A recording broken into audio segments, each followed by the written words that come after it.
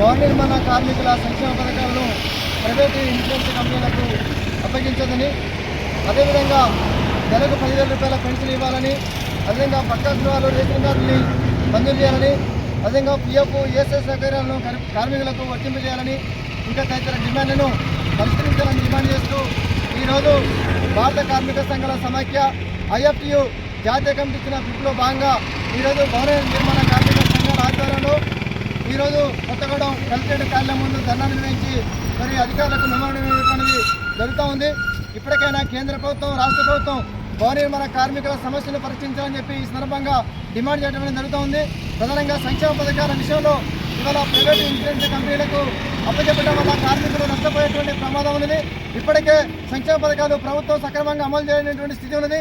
ఈ పరిస్థితిలో ఇంకా మళ్ళీ ప్రైవేట్ ఇన్సూరెన్స్ కంపెనీలకు అప్పగిస్తే ఇంకా మరింత నష్టపోయేటువంటి పరిస్థితి కూడా ఉందని చెప్పి మేము భావిస్తూ ఉన్నాం. అందుకోసమే ప్రైవేట్ ఇన్సూరెన్స్ కంపెనీలకు ఈ పథకాలను అప్పగించొద్దని, ప్రభుత్వం ద్వారానే ఈ సంక్షేమ పథకాలు అమలు చేయాలని చెప్పి ఐఎఫ్టీగా మేము డిమాండ్ చేయడం అనేది జరుగుతూ ఉంది. అదేవిధంగా పిఎఫ్ ఈఎస్ఐ సౌకర్యం కల్పించాలని చెప్పి డిమాండ్ చేయడం అనేది జరుగుతూ ఉంది. అదేవిధంగా ఇవాళ కార్మికులకు ఇవాళ ఉద్యోగం భద్రత అనేటువంటిది లేదు. ఇవాళ కార్మికులు పని ఉంటే మరి తినడం, లేకపోతే పట్టుకున్నప్పటికీ ఇవాళ కార్మికులు దుర్భరమైన జీవనం గడుపుతూ ఉన్నారు.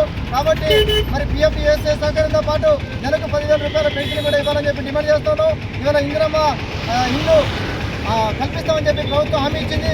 మరి వాళ్ళ కార్మికులందరూ కూడా భవన నిర్మాణ కార్మికులు వాళ్ళ అందమైన ఇల్లు కడుతున్నప్పటికీ, మరి పెద్ద పెద్ద కుర్చీలు కడుతున్నప్పటికీ, మరి నిర్మాణ రంగంలో కీలక రంగంలో పనిచేస్తున్న ఈ కార్మికులకి వాళ్ళ ఇల్లు లేనటువంటి పరిస్థితి ఉంది. కాబట్టి తక్షణమే ప్రభుత్వం ఆలోచన చేసి భవన నిర్మాణ కార్మికులు ప్రతి ఒక్క కుటుంబానికి కూడా పక్కా గృహం మంజూరు చేయాలి, అదేవిధంగా రేషన్ కార్డులు కూడా మంజూరు చేయాలని చెప్పి ఈ ధర్నా సందర్భంగా మేము ప్రభుత్వాన్ని డిమాండ్ చేస్తా ఉన్నాం.